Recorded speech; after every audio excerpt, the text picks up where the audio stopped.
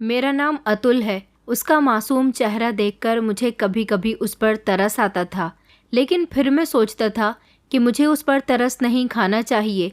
ये मासूम सा चेहरा सिर्फ एक दिखावा है। उसके चेहरे पर मासूमियत होने के साथ साथ खूबसूरती भी बहुत थी। उसका खूबसूरत चेहरा, लंबे घने काले बाल, झील सी गहरी आंखें, ये गोरा चिट्टा रंग, उन आंखों में आंसू थे, बाल बिखरे हुए, चेहरे पर लाल लाल थप्पड़ों के निशान, होठों से निकलता हुआ खून और शरीर जख्म से चूर चूर हो रहा था। मेरी ज़िंदगी ने मुझे कितनी बड़ी मुश्किल में डाल दिया था। मैं एक तरफ से इस उलझन का शिकार था और दूसरी तरफ से मेरा दिल कहता था कि ये लड़की बेगुनाह है, इसकी कोई गलती नहीं है। लेकिन जो सबूत इसकी तरफ जा रहे थे उनसे तो मुझे यही लगता था कि ये मासूम नहीं है और ना ही मुझे इस पर तरस खाना चाहिए, क्योंकि कुछ लोग ऊपर से जैसे दिखते हैं अंदर से तो बिल्कुल भी वैसे नहीं होते। मैं अपने दिल के जज्बात को बहुत काबू करने की कोशिश कर रहा था, मगर मेरा दिल मानता ही नहीं था। आज वो मेरी दुल्हन बनी मेरे कमरे में मेरा इंतज़ार कर रही थी। ये शादी बहुत जल्दबाजी में हुई थी। मेरा शुरू से ही सपना था कि मेरी शादी एक ऐसी लड़की के साथ हो जिसे मैं बहुत प्यार करूं, जो बहुत सुंदर हो, जो मेरी हर फीलिंग को अच्छी तरह से समझे। लेकिन मेरी शादी तो मेरी सोच से बिल्कुल अलग हुई थी। इधर मेरी बहन आकर बार बार मुझसे कहती थी कि भैया कमरे में जाओ, वो तुम्हारा इंतज़ार कर रही है। मैं था कि एक तरफ बैठा हुआ सिगरेट पिए जा रहा था। एक समय वो था जब मैंने अपने भाई की मौत का सबसे ज़्यादा दुख अपने दिल से लगा लिया था, और उस समय भी मैंने बहुत सिगरेट पी थी। और एक समय ये है जब मैं बहुत दुखी हूँ और फिर से मैंने स्मोकिंग करनी शुरू कर दी है। मैं बहुत अच्छा था, पढ़ा लिखा था, बहुत समझदार था। मैंने अपनी सारी ज़िंदगी अपने माँ बाप की आज्ञा का पालन करते करते गुजार दी थी। भगवान की कृपा से मैं एक कामयाब इंसान भी था, मगर मेरी मजबूरी मेरा भाई था, मेरा वो भाई जिसको मैं बहुत प्यार करता था। हम दोनों भाइयों में सिर्फ 3 साल का फ़र्क था, इसलिए हम दोनों का बचपन ज़्यादातर एक साथ ही गुजरा था। मैं अपने भाई को बहुत अच्छी तरह से जानता था। उसके शौक़ बहुत अजीब थे। वो मुझसे बड़ा था, लेकिन मैं उसका नाम लिया करता था, क्योंकि हम दोनों भाई शुरू से ही दोस्तों की तरह ही एक दूसरे के साथ रहते थे, एक दूसरे से बहुत प्यार करते थे। मेरी बहन बार बार मुझे कमरे में जाने के लिए कह रही थी, लेकिन मैंने उससे कह दिया था कि तुम लोगों के कहने पर मैंने इस लड़की से शादी तो कर ली है, मगर मैं इसे एक्सेप्ट नहीं कर सकता। मेरी बहन कहने लगी कि भाई, आपने तो उसे शादी ही सज़ा देने के लिए की है, तो फिर अब उसे सज़ा देने का समय आ गया है। मगर ये लड़की तो इस घर की बहू बन चुकी है। प्लीज़ भाई, कमरे के अंदर चले जाओ और इस लड़की से हमारे भाई की मौत का बदला आपको ही लेना है। मुझे समझाकर मेरी बहन वहाँ से जा चुकी थी, मगर मैं 6 महीने पहले होने वाले उस हादसे में खो गया था, जिसकी वजह से इतना सब कुछ हो गया था। और यही वजह थी कि आज ये सदमा मेरे दिल को लग रहा था। पिछले 6 महीने पहले हम लोग बहुत खुश थे। मेरा बड़ा भाई अंकुश बचपन से ही बहुत ज़िद्दी था। उसने हमेशा से ही अपनी मनमानी की थी। उसके कुछ दोस्त थे जिनके साथ वो हमेशा आवारागर्दी करने में लगा रहता था, जबकि मैं शुरू से ही अपने पेरेंट्स का आज्ञाकारी बेटा था। हम दोनों भाइयों में ज़मीन आसमान का फ़र्क था। मैं अपने भाई को बहुत समझाया करता था कि पापा का बिजनेस संभालो, पढ़ाई लिखाई पर ध्यान दो। मेरे भाई ने जैसे तैसे अपनी पढ़ाई तो पूरी कर ली थी, मगर अभी वो पापा का बिजनेस संभाल के जिम्मेदारियों में नहीं घिरना चाहता था। हम दोनों भाई जवान हो चुके थे। मम्मी चाहती थी कि वो पहले अंकुश भाई की शादी कर दे, उसके बाद मेरी और मेरी बहन की शादी हो जाए। मम्मी अंकुश के लिए लड़कियां तलाश कर रही थी, मगर अंकुश तो शादी करने के लिए तैयार ही नहीं था। मम्मी चाहती थी कि अंकुश के लिए उन्हें एक ऐसी संस्कारी लड़की मिल जाए जो मेरे भाई की पत्नी बनने के बाद उसे सुधार कर रख दे, क्योंकि अगर हमारे घर में कोई आज़ाद ख्याल वाली लड़की आ गई तो वो मेरे भाई को सुधारेगी नहीं, बल्कि उसके ही जैसी हो जाएगी। इसलिए मेरी मम्मी को संस्कारी और घरेलू लड़की की तलाश थी, जो इस घर को बनाकर भी रख सके और मेरे भाई को अपनी समझदारी से ठीक कर सके। मम्मी को ऐसी लड़की कहीं नहीं मिल रही थी। फिर बड़ी मुश्किल से मेरी मम्मी ने शादी में एक लड़की को देखा था। उसका नाम अदिति था। अदिति बहुत सुंदर थी। मम्मी का तो उस पर दिल ही आ गया था।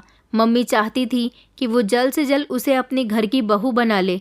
मम्मी ने उस लड़की के घर रिश्ता ले जाने से पहले अंकुश से बात की थी। उससे कहा था कि मैंने तुम्हारे लिए लड़की पसंद कर ली है।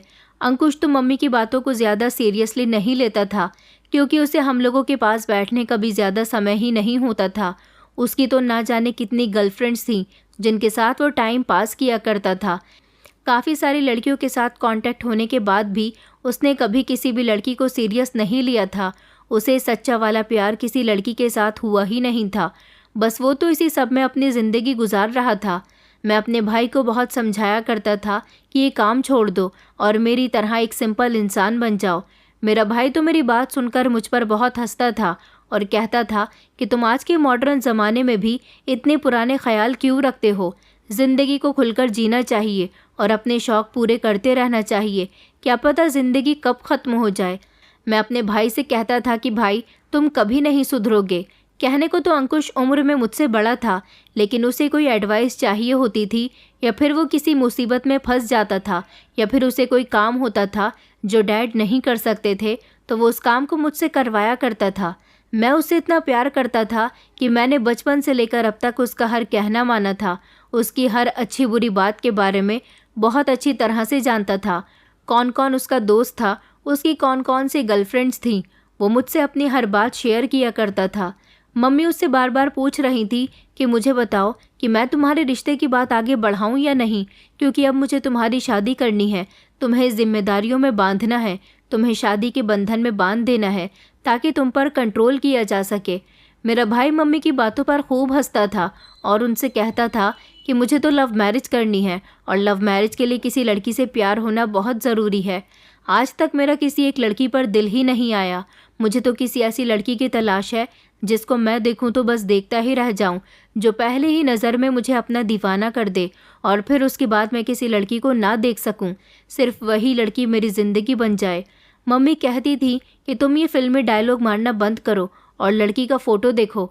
बड़ी मुश्किल से अंकुश ने उस लड़की का फ़ोटो देखा था और फिर वो फ़ोटो देखते ही कहीं खो सा गया था। हम लोग समझ गए थे कि लड़की अंकुश को पसंद आ गई है, क्योंकि उसने थोड़ी देर पहले जितने भी डायलॉग मारे थे वो सारे ही डायलॉग यहीं आकर अटक कर रह गए थे। अंकुश उस लड़की का फ़ोटो देखता ही रह गया था और उसकी खूबसूरती का दीवाना हो गया था। अंकुश ने कहा था कि मम्मी आपकी तो चॉइस बहुत अच्छी है, आपने मेरे लिए बहुत अच्छी लड़की सेलेक्ट की है, अब मैं इसी से शादी करूँगा। उसका ये जवाब सुनना था कि हम लोग खुशी से झूम उठे थे। मम्मी ने पूरे घर में मिठाइयाँ बंटवाई थी। पापा भी बहुत खुश हुए थे। अब पापा को भी लगता था कि अंकुश सुधर जाएगा, अपने उन आवारा दोस्तों का साथ भी छोड़ देगा। लड़की बहुत संस्कारी है, वो ज़रूर उसे सुधार देगी और अब तो बेटे को लड़की पसंद भी आ गई है, इसलिए वो उसके साथ खुश भी रहेगा। मेरी मम्मी ने इस लड़की के साथ अंकुश का रिश्ता तय कर दिया था। लड़की मिडिल क्लास फैमिली की थी और हम हाई क्लास लोग थे, इसलिए अदिति के घर वाले आसानी से इस शादी के लिए मान गए थे। वो तो अपनी बेटी को बहुत सौभाग्यशाली समझ रहे थे जिसका रिश्ता हमारे घर से गया था। हमने अदिति के बारे में सुना था कि वो बहुत मासूम और सीधी साधी लड़की है। उसकी यही मासूमियत मेरी माँ को बहुत पसंद आई थी। मेरे भाई और अदिति की सगाई हो चुकी थी। उन दोनों की शादी में सिर्फ 1 महीने का समय रह गया था। मेरा भाई शादी से बहुत खुश था और हम सब लोग भी बहुत खुश थे। घर में शादी की तैयारियां चल रही थी। अंकुश ने जब अदिति को फ़ोटो में देखा था वो तभी से उसका दीवाना हो गया था, लेकिन जब उसकी सगाई हुई थी और उसने अपनी होने वाली पत्नी के रूप में अदिति को अपने सामने बैठा हुआ देखा था तो वो और ज़्यादा पागल हो चुका था। इसलिए वो उससे मिलने के लिए और उससे बात करने के लिए बेकरार हो रहा था। अदिति की कोई बहन नहीं थी और ना ही कोई भाई था। वो अपने माता पिता की इकलौती बेटी थी। अंकुश ने कई बार अपनी बहन से कहा था कि वो अदिति से उसके फ़ोन पर बात करवा दे, मगर अदिति इतनी शर्मीली थी कि मेरी बहन से भी बस थोड़ी सी ही बातचीत करती थी। हमारी बहन यही कहती थी कि अदिति अंकुश भैया से बात नहीं करना चाहती, क्योंकि 1-2 बार वो अदिति से इस बारे में कह चुकी थी कि मेरे भैया तुमसे बात करने के लिए बहुत एक्साइटेड हैं, मगर उसने मेरे भाई से फ़ोन पर बात नहीं की थी। शायद एक बार उसकी बात हो भी गई थी, क्योंकि उसने ज़बरदस्ती अपनी बहन का फ़ोन लेकर अदिति का नंबर डायल किया था और उसके नंबर पर जब कॉल लगाई तो अदिति ने रिसीव की थी। उन दोनों के बीच क्या बात हुई थी ये बात तो मैं नहीं जानता था। उस दौरान ऑफिस में ज़्यादा काम होने की वजह से मैं और मेरे डैड बहुत ज़्यादा बिजी चल रहे थे। इधर घर में मम्मी और बहन भी शादी की तैयारियों में लगी हुई थी, तो वो भी बिजी चल रही थी।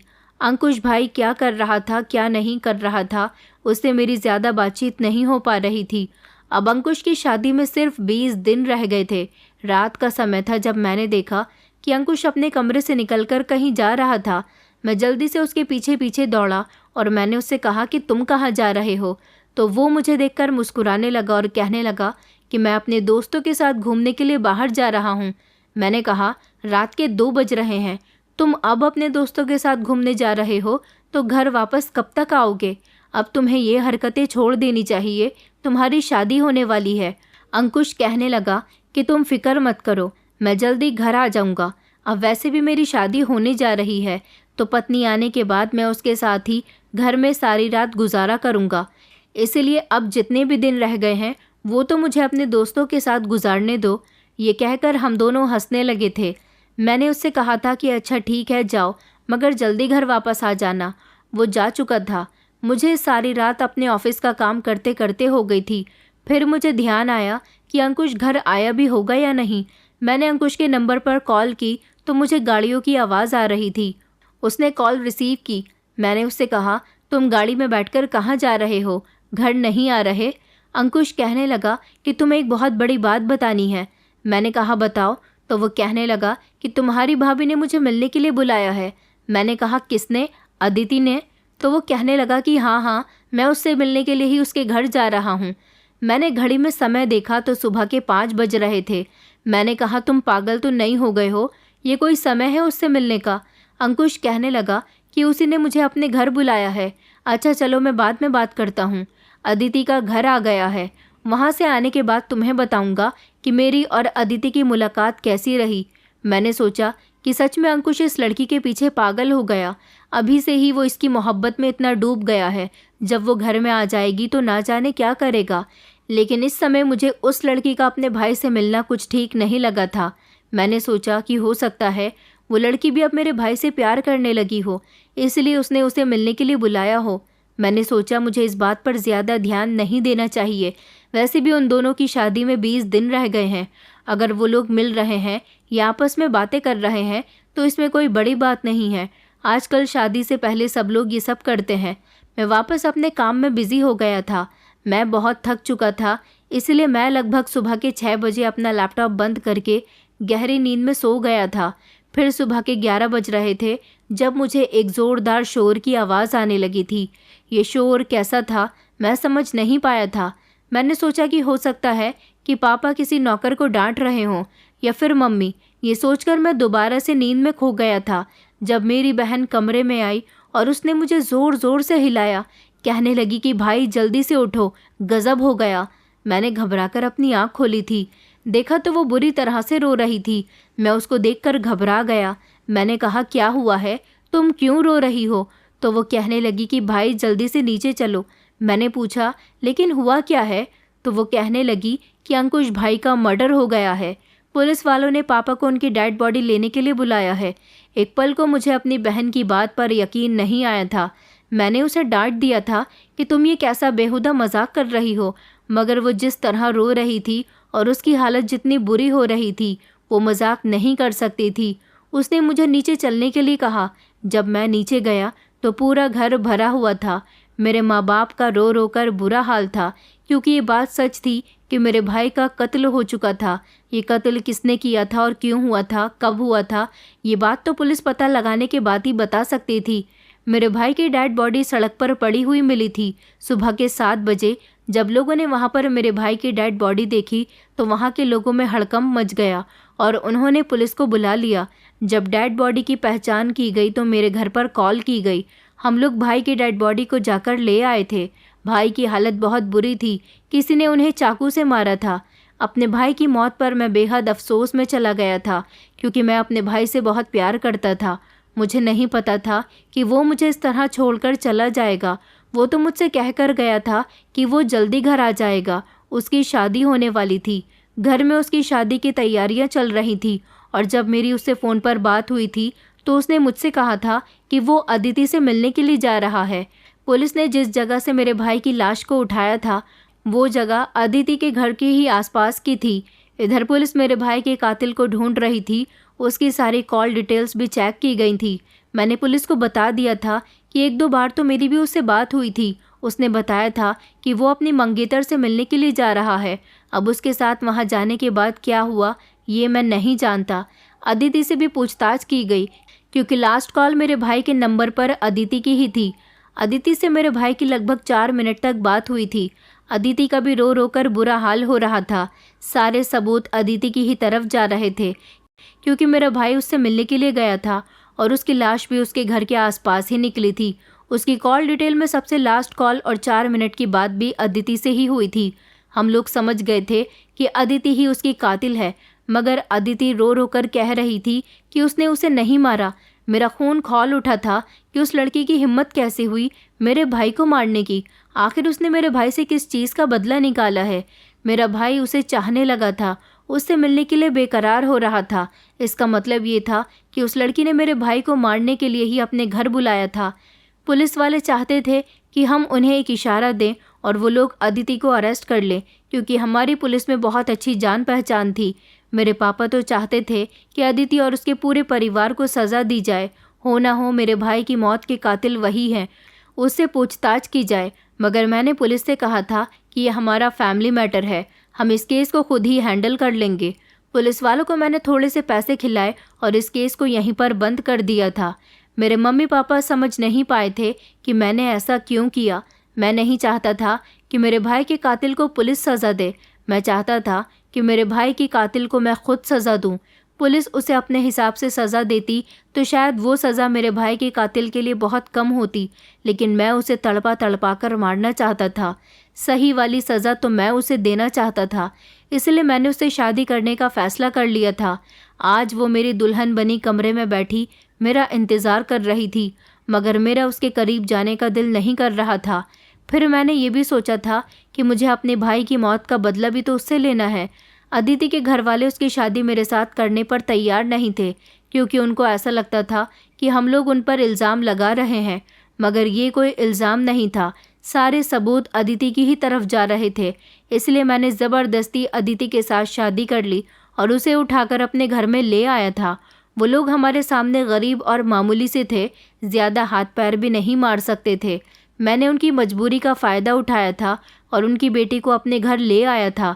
मैं जानना चाहता था कि आखिर उसने मेरे भाई को क्यों मारा। बड़ी मुश्किल से भारी भारी कदम बढ़ाते हुए मैं कमरे में गया तो देखा कि वो बिस्तर पर बैठी हुई फूट फूट कर रो रही थी। वो सिर्फ दुल्हन के रूप में थी, मगर मेरी दुल्हन नहीं थी। फॉर्मेलिटी पूरी करने के लिए शादी की गई थी ताकि मैं इससे अपने भाई की मौत का बदला ले सकूं। मैं बिस्तर पर गया और मैंने जाते ही उसका गला पकड़ लिया और चिल्लाते हुए कहने लगा कि बताओ तुमने मेरे भाई को क्यों मारा है। वो तो डर के मारे अपनी आवाज़ भी नहीं निकाल पा रही थी। मैंने उसके मुंह पर एक ज़ोरदार थप्पड़ मार दिया तो वो दूर जाकर गिरी थी। वो रोने लगी। मैंने उससे कहा कि ज़मीन पर बैठे बैठे रोती रहो, मैं चाहता हूँ कि तुम्हारी आंखों से आंसू ना रुकें। मैं बिस्तर पर लेट गया। वो फूट फूट कर रोती रही। मैं उसे देखता रहा और मैं उसे देखते देखते ही सो गया था क्योंकि मैं उसे इसी तरह से तड़पाना चाहता था। सुबह हुई तो मेरी माँ कमरे के अंदर आई। मैं कमरे से बाहर निकल गया था। मेरे घर वालों को भी यकीन हो चुका था कि हो ना हो अदिति ने ही मेरे भाई को मारा है। उन्होंने भी अदिति के साथ बहुत बुरा सलूक किया था। मेरी माँ ने उसके मुंह पर इतनी ज़ोर ज़ोर से थप्पड़ मारे थे कि उसका होठ फट चुका था, उसके बाल बिखर चुके थे, उसके गाल थप्पड़ों से लाल हो गए थे, उसके होठ से खून निकलने लगा था। मेरी माँ अपने बेटे से बहुत प्यार करती थी। वो बुरी तरह से रो रही थी। मेरी माँ से रिक्वेस्ट कर रही थी कि मुझे छोड़ दो। मैंने कुछ नहीं किया। वो बार बार चीख चीख कर मुझसे कह रही थी कि प्लीज़ अतुल तुम मुझे बचा लो। मैंने अंकुश के साथ कुछ नहीं किया। मैंने उसकी एक न सुनी और बेरहमी से उसे मारता चला गया और मैं कमरे से निकल आया था। उसके घर वाले कई बार आए थे कि हमारी बेटी हमें वापस दे दो, मगर मैंने उन लोगों को जान से मारने की धमकी दी थी और कहा था कि तुम्हारी बेटी अब मेरी पत्नी बन चुकी है, इस घर में तुम्हें आने की कोई ज़रूरत नहीं है। अगर तुम लोगों ने ज़्यादा होशियारी करने की कोशिश की तो मैं तुम्हारी बेटी को जेल भेज दूंगा और साथ साथ तुम्हें भी। ये समझ लो कि तुम्हारी बेटी इस घर में मेरी पत्नी की हैसियत से रह रही है। तुम लोगों को बर्दाश्त नहीं होता तो मुझे बता दो, मैं उसे जेल भेज दूंगा। वैसे भी वो मेरे भाई की कातिल है। मेरी बात सुनकर वो खामोश होकर हमारे घर से चले गए थे। हमारे पास रुपया पैसा काफ़ी था, इसलिए हम आसानी से अपने पैसे की ताकत दिखा सकते थे। सारा दिन वो कमरे में बंद रहती थी, रोती रहती थी। जब मैं जाता तो तब उसके बाल खींच खींच कर उसे बहुत मारता था। वो बुरी तरह से ज़ख्मी हो गई थी। उसे पेट भरकर खाना भी नहीं दिया जाता था, क्योंकि हम उसे इसी तरह से तड़पाना चाहते थे। मेरी बहन, मेरी माँ और मैं, हम सब उस पर अच्छी तरह से हाथ साफ कर लिया करते थे। अपना सारा जुनून, अपना सारा गुस्सा उस पर निकाल दिया करते थे। मगर वो बार बार मुझसे कुछ कहना चाहती थी। जैसे ही वो मेरे करीब आती, मुझसे रिक्वेस्ट करती, तो मैं उसे मारना पीटना शुरू कर देता था, क्योंकि मुझे उसका गिड़गिड़ाता हुआ चेहरा अपने भाई के कातिल के रूप में नज़र आता था। शायद वो जब मेरे भाई को मार रही होगी तो वो भी इसी तरह से उससे रिक्वेस्ट कर रहा होगा। जब उसने मेरे भाई को नहीं बख्शा था तो मैं क्यों इसे बख्शूं? मैं जब रात को उसके साथ कमरे में होता तो वो ज़ोर ज़ोर से रोया करती थी। 3-4 दिन इसी तरह से गुजर गए थे। मुझे उसकी मनहूस शक्ल बहुत बुरी लगती थी, इसलिए जब रात के समय मैं अपने कमरे में होता तो उसे डांट कर कमरे से निकाल दिया करता था। वो कहती थी कि मैं कहाँ जाऊँ। मैं उससे कहता था कि तुम कहीं भी जाओ, बहुत बड़ा घर है, किसी भी कोने में अपना मुंह छुपाकर रो लो, लेकिन मेरे सामने इस कमरे में मत रहा करो। मुझे तुम्हारी शक्ल बिल्कुल भी पसंद नहीं है। मैं करवट बदल कर लेट गया था। पीछे पलटकर देखा तो वो कमरे से बाहर निकलकर जा चुकी थी। मैंने इग्नोर किया और मैं सो गया था। सुबह जब मैं अपने ऑफिस के लिए तैयार होकर कमरे से बाहर निकला तो देखा कि वो कमरे के बाहर ही ज़मीन पर बैठी हुई सो रही थी।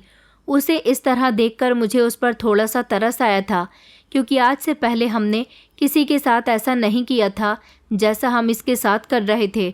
अब हर दिन ऐसा ही गुजरने लगा था। जब मेरी मम्मी को पता चला कि मैं रात के समय से अपने कमरे से निकाल देता हूँ, तो मम्मी मुझे डांटने लगी और कहने लगी कि इसका मतलब ये है कि इसकी रातें सुकून से गुजर रही हैं। तुम इसे कमरे में ले जाकर रात भर इसके साथ इतना गलत करो कि इसे एहसास हो कि इसने हमारे बेटे को हमसे जुदा करके कितनी बड़ी गलती की है। लेकिन मैं ऐसा कुछ नहीं करना चाहता था। उसके साथ इस घर में जो कुछ सुलूक हो रहा था वो भी उसकी बर्दाश्त से बाहर था। मैं से ज़्यादा और उस पर क्या सितम करता। वो हर समय रोती रहती थी, इसलिए मैं उसे कमरे से निकालकर खुद सुकून से सो जाया करता था। मैं अपने भाई को कैसे भूलता। आखिरकार मैं उससे बहुत प्यार करता था। उसके सर पर तो सहरा रखा जाना था, मगर वो तो भगवान को प्यारा हो गया था।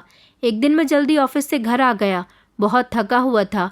अपने कमरे में जैसे ही आराम करने के लिए कमरे का दरवाज़ा खोला तो देखा कि वो शीशे के सामने अपना चेहरा देख देख कर खुद को मार रही थी और रो रही थी। उसको ऐसा करते देखकर मुझे उसकी दिमागी हालत पर शक हुआ।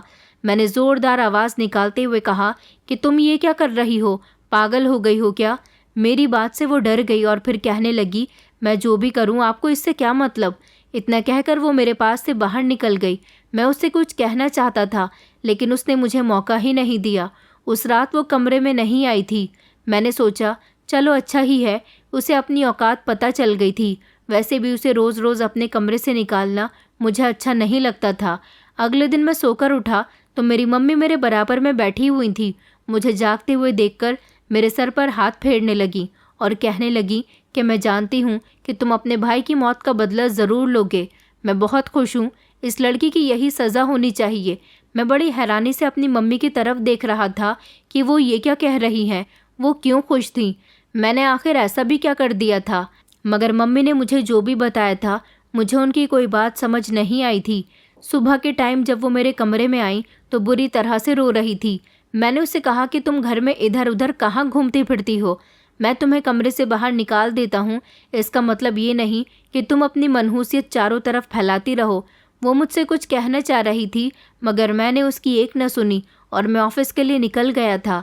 2-3 दिन तक मैंने अदिति को नहीं देखा था। मैं यही सोच रहा था कि मेरे कमरे के अंदर मेरी बहन आ गई और कहने लगी कि भाई आपसे कुछ इम्पॉर्टेंट बात करनी है। मैंने उससे कहा कि हाँ बताओ, तो वो कहने लगी कि अदिति की तबीयत ठीक नहीं है। मैंने कहा क्यों, उसे क्या हो गया है? तो वो कहने लगी कि पता नहीं भाई, बस वो हमेशा रोती रहती है और आज तो मैंने उसे गौर से देखा, वो बहुत कमज़ोर हो गई है। मैंने अपनी बहन की तरफ देखा और कहने लगा कि तुम्हें उससे इतनी हमदर्दी क्यों होने लगी? वो कहने लगी कि भाई पता नहीं क्यों मेरा दिल नहीं मानता कि वो भैया की कातिल है। ऐसा लगता है कि हम उस पर अत्याचार कर रहे हैं। मैंने कहा वही भैया की कातिल है, क्योंकि सारे सबूत उसी की तरफ इशारा करते हैं। मेरी बहन कहने लगी लेकिन भाई अभी ये बात क्लियर तो नहीं हुई है ना कि अदिति ने ही हमारे भाई को मारा है? आपने केस अपने हाथ में ले लिया, पुलिस को भी कुछ करने नहीं दिया। मैंने कहा, तुम अपनी बकवास बंद करो और जाओ मेरे कमरे से। वो मेरे कमरे से चली गई थी, मगर ना जाने क्यों अदिति से उसे हमदर्दी होने लगी थी। उसकी बात सुनकर तो 1 मिनट के लिए मैं भी शॉक्ड रह गया था और मुझे भी अदिति की फिक्र होने लगी थी। फिर जब रात को मैं ऑफिस से घर आया तो मैंने देखा कि वो कमरे में बैठी हुई थी। आज 3 दिन के बाद मैंने उसे देखा था। वो सच में बहुत कमज़ोर लग रही थी। वो आंखें बंद किए हुए सोफे पर लेटी हुई थी। उसे देखकर मेरा दिल एक अजीब सी तकलीफ़ का शिकार हुआ था। मेरा मन कर रहा था कि मैं बस इसी तरह से उसे देखता रहूं। वो बहुत खूबसूरत थी। उसके चेहरे से नज़र हटा पाना मेरे लिए बहुत मुश्किल हो रहा था। जिस दिन से अदिति इस घर में आई थी वो एक ही जोड़ी कपड़ों में थी। उसके चेहरे पर उसके बाल पड़े हुए थे। मैं धीरे धीरे उसके करीब गया और उसके चेहरे से बालों को हटाने लगा। मेरा हाथ जैसे ही उसके चेहरे को छूने लगा तो वो घबराकर उठ बैठी थी। मैं भी उसे जागता हुआ देखकर पीछे हट गया था और फिर मैं अपने 1-2 काम करने लगा। जब वो चलते हुए मेरे करीब आई और मेरे पैरों में गिर गई, फूट फूट कर रोने लगी। उसने मेरे दोनों पैर मजबूती से पकड़ लिए और कहने लगी कि प्लीज़ अतुल, मुझे मेरे मम्मी पापा के पास छोड़ आओ। तुम लोग मुझे गलत समझ रहे हो। मैंने तुम्हारे भाई को नहीं मारा। मैं बेकसूर हूँ और मैं यहाँ पर नहीं रह सकती। मेरी बर्दाश्त ख़त्म हो चुकी है। मैंने अपनी लात मारकर उसे दूर धकेल दिया था। मैंने उससे कहा कि मेरे साथ ज़्यादा फ्री होने की कोशिश मत करो और अब यही तुम्हारा घर है। यहीं पर तुम्हें तड़प तड़प कर ज़िंदगी गुजारनी है। वो मुझसे कहने लगी कि तुम मेरे साथ बहुत गलत कर रहे हो। मैं बेकसूर हूँ। कसूरवार मैं नहीं बल्कि तुम्हारा भाई कसूरवार था, वो भी मेरा। उसके बाकी के शब्द उसके मुंह में ही दम तोड़ गए थे। जब मेरे हाथ का ज़ोरदार थप्पड़ उसके गाल पर पड़ा था, वो खुद को काबू न कर सकी थी और ज़मीन पर गिर पड़ी थी। बैठी हुए होने की वजह से उसे चोट तो नहीं आई थी, मगर मेरे हाथ के थप्पड़ ने उसके मुंह से खून निकाल दिया था। उसके गाल पर मेरी 5 उंगलियों के निशान छपकर रह गए थे। मैं काफ़ी देर तक उस पर चिल्लाता रहा था और उससे कहता रहा कि तुम्हारी हिम्मत कैसे हुई मेरे भाई के बारे में इस तरह की बात करने की, जबकि मैं तो ये समझता रहा कि वो मेरे भाई की कातिल है, तभी तो इस घर में रह रही है और अपनी सज़ा भुगत रही है। मुझे तो लगता था कि इसका दिमाग अच्छा खासा ठिकाने पर आ चुका होगा, मगर ये तो मेरी गलतफहमी थी। ये लड़की तो खुद मेरे भाई को कसूरवार ठहरा रही थी, जबकि मेरा भाई तो अपनी जान से जा चुका था। मैंने उसे गुस्से से उठाकर बेड पर पटक दिया था।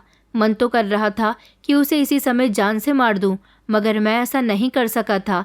न जाने क्यों उसकी आंखों में आते हुए आंसू मेरे दिल को पिघला रहे थे। मैं उसे घूरता हुआ कमरे से बाहर निकलने लगा था जब उसने मुझे आवाज़ लगाकर कहा कि तुम मेरे साथ बहुत गलत कर रहे हो। जल्द ही मेरा इंसाफ होगा और फिर देखना कि मैं तुम्हें माफ़ नहीं करूँगी। जब तुम्हें सारी सच्चाई के बारे में पता चलेगा तो तुम लोग खुद ही शर्मिंदा हो जाओगे। फिर तुम्हें इस बात का एहसास होगा कि तुम लोगों ने मेरे साथ कितना गलत किया। उसकी बात मैं समझ नहीं पाया था। मैंने सोचा कि ये पागल हो चुकी है, इसीलिए बड़बड़ा रही है। मैं कमरे से बाहर निकल गया था। कुछ दिन और इसी तरह से गुजर गए थे। जब मैं और मेरे घर वाले अदिति के साथ बुरा बर्ताव करते थे तो सबको सुकून मिल जाता था। सब उसके साथ बुरा इसलिए करते थे क्योंकि वो मेरे भाई की कातिल थी। मुझे 2 दिन के लिए शहर से बाहर दूसरे शहर में किसी काम के सिलसिले में जाना था। ये बात मेरे मम्मी पापा अच्छे से जानते थे। 2 दिन तक मैं दूसरे शहर में रहा और 2 दिन बाद लौटकर जब अपने घर आया तो मैंने देखा कि मेरे घर वाले सख्त गुस्से में लग रहे थे। मेरी समझ नहीं आई थी कि उन लोगों को आखिर किस बात का गुस्सा है। मेरी मम्मी कहने लगी कि मैंने तो तुम्हें कहा था ना कि तुम्हें इस लड़की को इतनी बुरी तरह से तंग करना है कि ये अपनी मौत मांगने लगे, ये भी हमारे बेटे की तरह तड़प तड़प कर मर जाए। मगर तुमने तो जो किया है, मुझे उसकी उम्मीद तुमसे नहीं थी। मम्मी की बात मैं समझ नहीं पाया था। मैंने कहा, आप ये क्या कह रही हो? मुझे आपकी कोई भी बात समझ नहीं आ रही है। मेरी बहन कहने लगी कि भैया आओ मैं आपको सारी बात समझाती हूँ। मेरी बहन मुझे कमरे के अंदर लेकर चली गई जहाँ पर अदिति लेटी हुई थी। अदिति के हाथ में ड्रिप लग रही थी। मेरी बहन कहने लगी, भैया मुझे तो ऐसा लगता है जैसे हमसे बहुत बड़ी गलती हो गई है, मगर मम्मी पापा और आप इस बात को मानने के लिए तैयार ही नहीं हो। मैंने कहा, अब तुम भी मुझे साफ साफ बताओ, मेरी तो समझ ही नहीं आ रहा कि आखिर बात क्या है। सब के सब पहेलियाँ बुझा रहे हो। फिर जो बात मुझे मेरी बहन ने बताई उसने मेरे होश उड़ा दिए थे। मेरी बहन कहने लगी कि भैया अदिति प्रेग्नेंट है।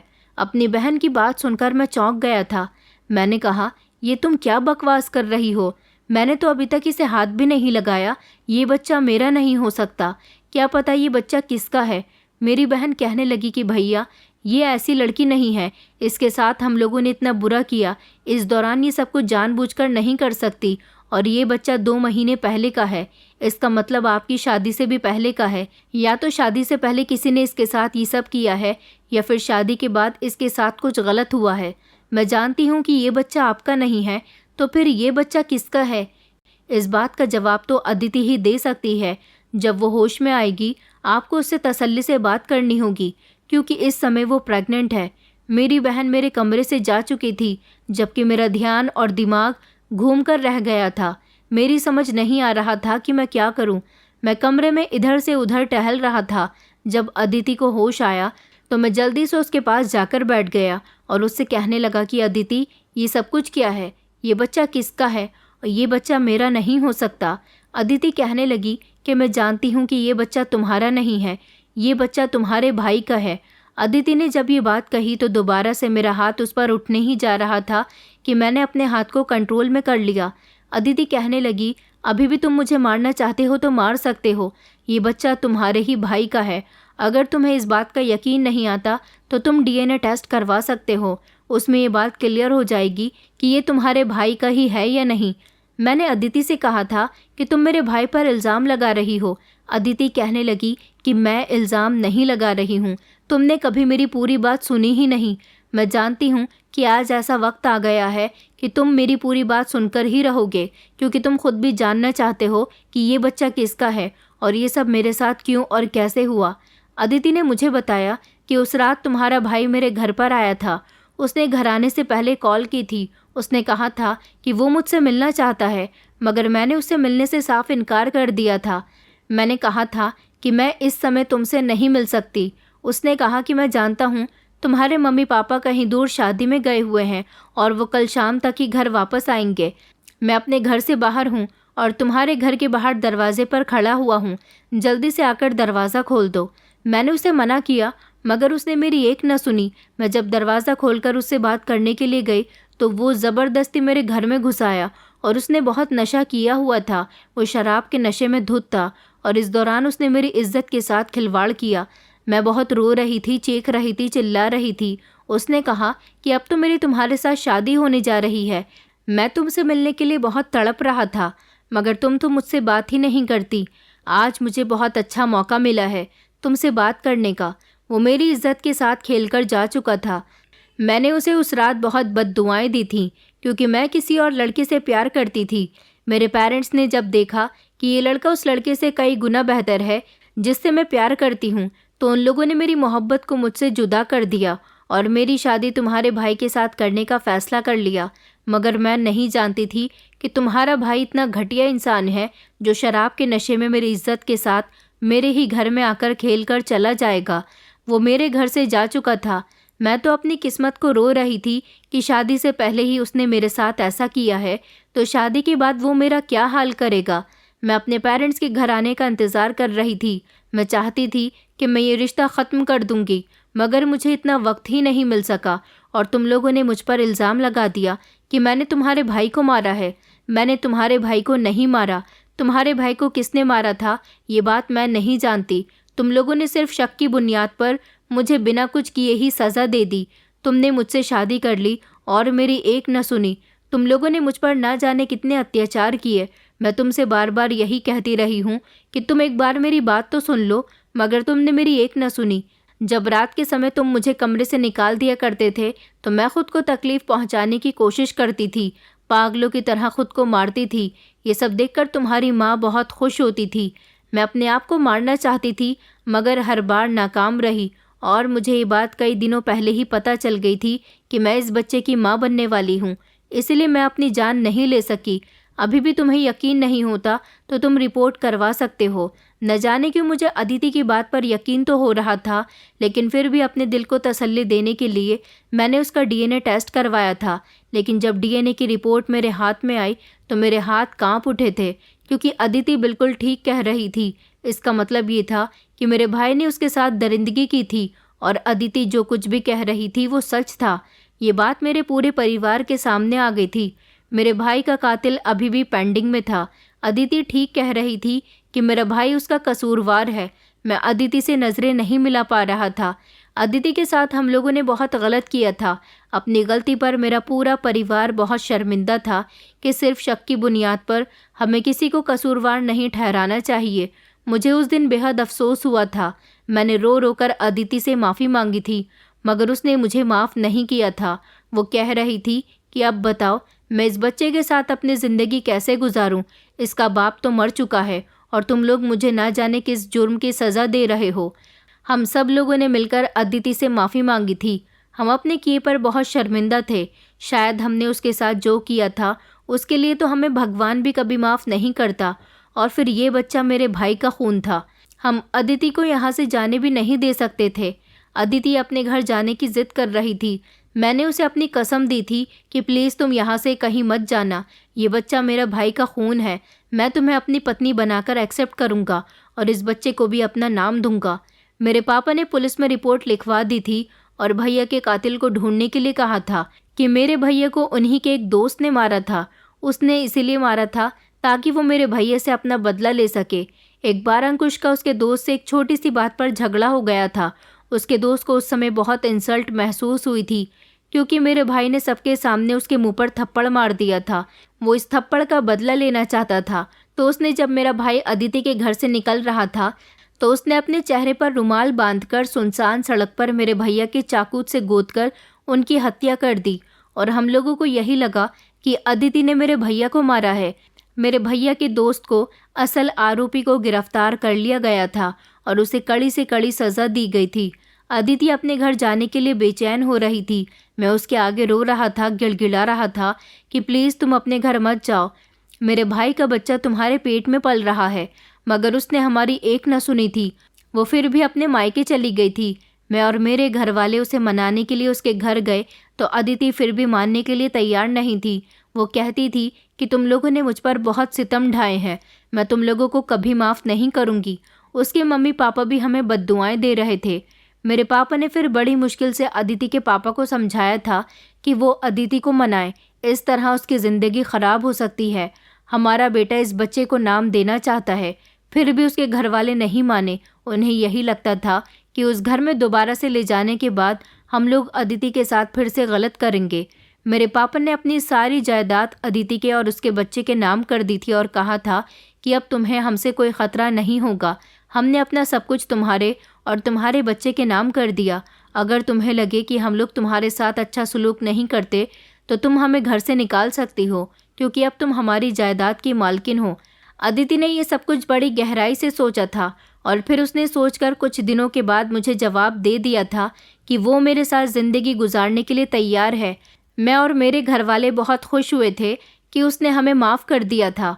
और फिर जब अदिति मेरे घर आ गई तो उसने कुछ समय के बाद एक प्यारे से बेटे को जन्म दिया था। अदिति और उसका बेटा अब इस घर के मालिक हैं।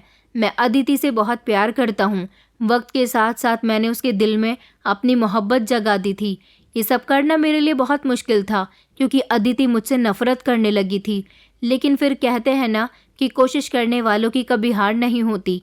मैं और मेरे घर वालों ने जी तोड़ कोशिश की थी कि अदिति हमें दिल से माफ़ कर दे, क्योंकि वो हमें माफ़ तो कर चुकी थी और हमारे साथ रह भी रही थी, मगर उसका दिल हमारे साथ नहीं मिलता था। वक्त के साथ साथ वो बिल्कुल ठीक हो गई। हम दोनों पति पत्नी एक खुशहाल ज़िंदगी गुजार रहे हैं। मैं चाहता हूँ कि आप लोग भी किसी पर सिर्फ शक करके उसकी ज़िंदगी तबाह न करें। उसके बारे में सारी जांच पड़ताल निकालें, उसी के बाद कोई फ़ैसला करें। दोस्तों, उम्मीद करती हूँ आपको हमारी कहानी पसंद आई होगी। कहानी पसंद आई है तो वीडियो को लाइक करें, चैनल पर नए हैं तो चैनल को सब्सक्राइब करें और हाँ, नोटिफिकेशन बेल को ज़रूर दबाएं ताकि अगली अपडेट सबसे पहले आपको मिले।